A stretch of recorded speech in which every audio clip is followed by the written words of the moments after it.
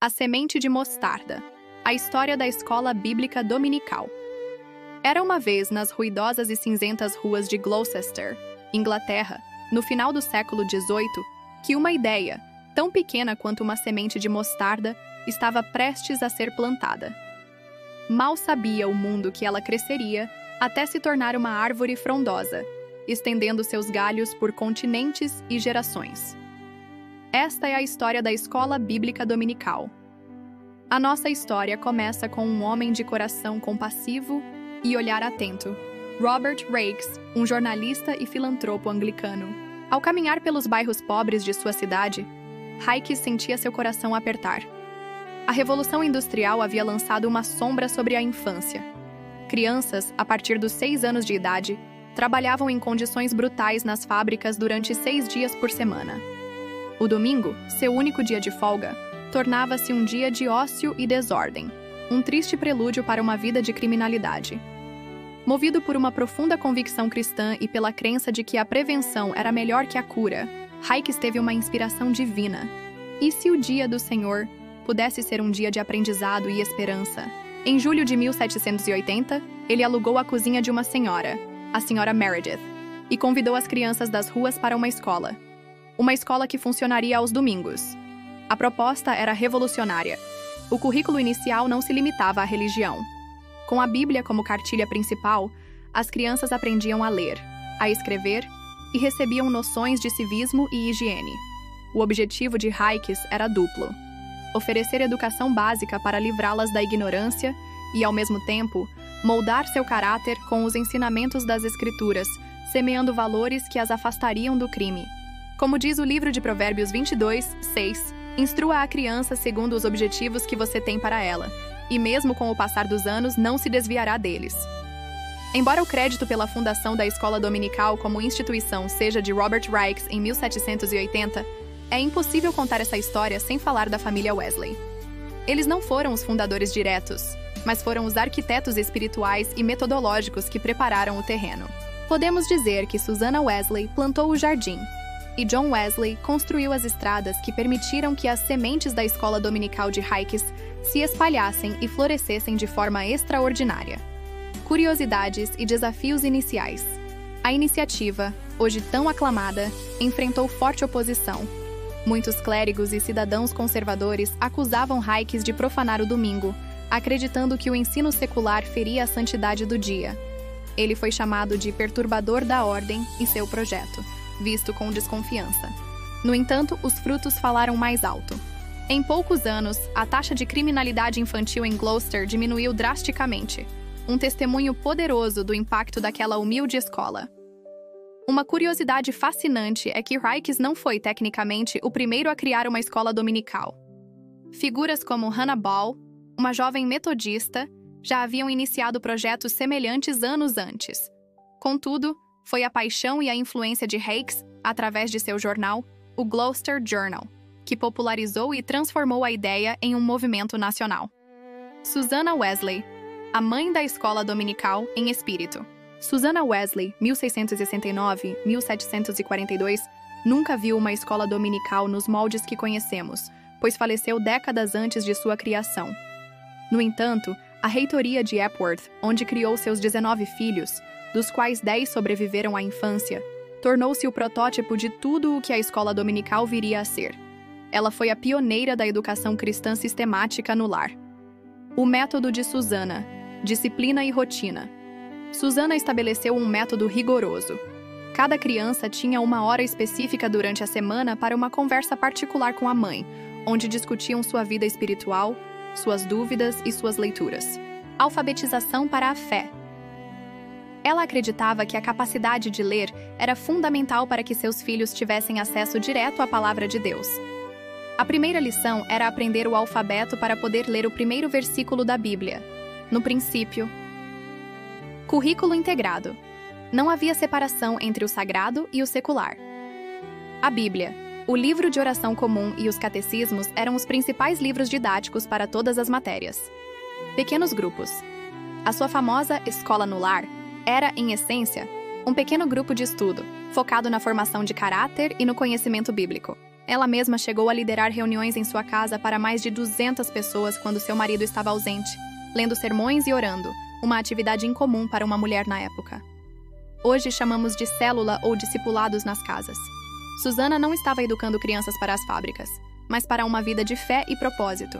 Ela estabeleceu o princípio de que a instrução bíblica metódica e intencional é a base para a formação de um cristão. Seus filhos, John e Charles Wesley, foram os resultados mais notáveis desse experimento. John Wesley, o catalisador do movimento. John Wesley, 1703-1791, influenciado profundamente pela educação que recebeu de sua mãe, já liderava um movimento de avivamento espiritual em toda a Inglaterra, quando Robert Raikes iniciou sua primeira escola em Gloucester. Wesley não inventou a roda, mas quando a viu girando, soube exatamente como impulsioná-la. Wesley viu na iniciativa de Raikes a ferramenta perfeita para alcançar a missão do metodismo: reformar a nação, particularmente a igreja, e espalhar a santidade bíblica por toda a terra. As crianças pobres e sem instrução eram exatamente o público que o metodismo buscava alcançar. Ele encontrou-se com Robert Raikes em 1784 e ficou imensamente impressionado. Em seu diário, ele escreveu: "Visitei a escola do Sr. Raikes. Fico feliz que esta instituição esteja se espalhando por todo o reino. Ele a chamou de uma das obras mais nobres do nosso tempo.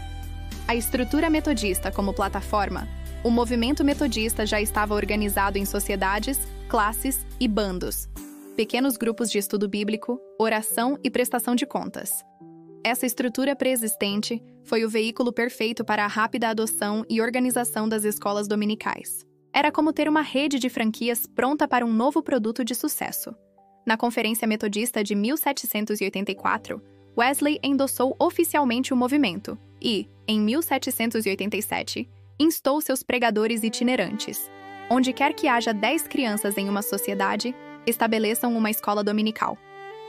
Essa ordem transformou a ideia de Raikes em política oficial, dentro de um dos movimentos religiosos mais dinâmicos da época. Inicialmente, Raikes pagava professores.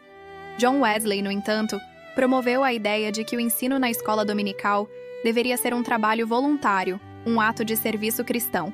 Isso não apenas tornava o modelo mais sustentável e escalável, mas também o infundia com um fervor espiritual que o ensino pago não possuía.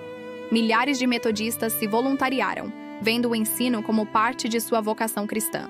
A relação entre os Wesleys e a escola bíblica dominical pode ser vista da seguinte forma: Susana Wesley foi a precursora ideológica.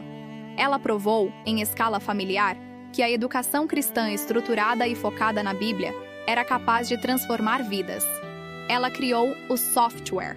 John Wesley foi o propagador estratégico. Ele usou sua imensa influência e a já estabelecida rede do movimento metodista para adotar, legitimar e expandir massivamente a ideia. Ele forneceu o sistema operacional e a rede de distribuição. Robert Raikes foi o fundador institucional. Ele pegou esses princípios que já pairavam no ar da Inglaterra do século XVIII e os aplicou a um problema social urgente, criando um modelo público e replicável. A expansão por terras estrangeiras. A chama acesa em Gloucester logo cruzou as fronteiras da Inglaterra. Na Europa, o conceito viajou para o continente, adaptando-se a diferentes culturas. Na Alemanha, por volta de 1825, o pastor luterano Johann Gerhard Oncken, ao visitar a Inglaterra, ficou encantado com o modelo. Ele o introduziu em Hamburgo, e de lá, o movimento se espalhou pelos estados alemães, tornando-se uma ferramenta vital para o ensino bíblico em meio a correntes teológicas liberais. Na França e na Suíça, a ideia também fincou raízes, servindo como um ponto de fortalecimento para as comunidades protestantes. Nos Estados Unidos, a semente encontrou um solo excepcionalmente fértil na América.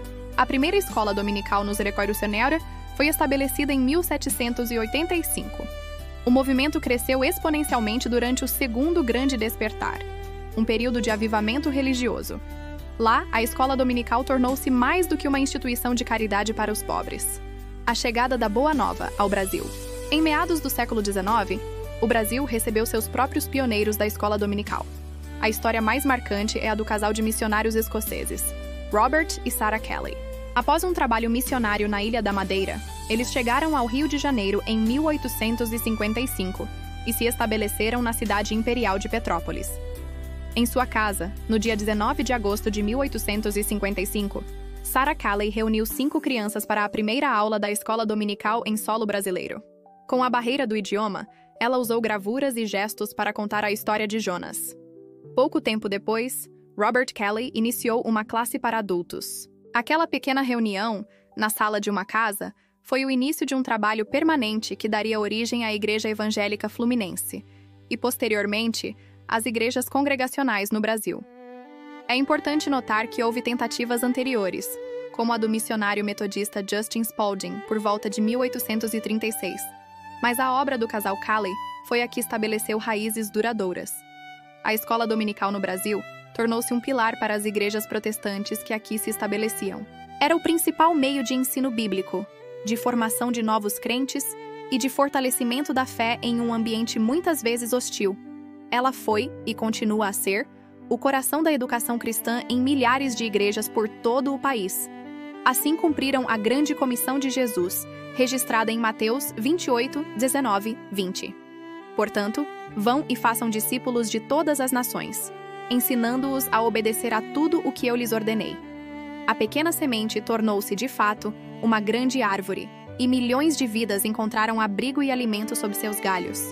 Agora que você conhece um pouco dessa história centenária, faça parte da escola dominical da sua igreja e valorize esse trabalho de ensino que avançou oceanos e atingiu muitas gerações cumprindo o ID para ensinar o Evangelho até os confins da terra.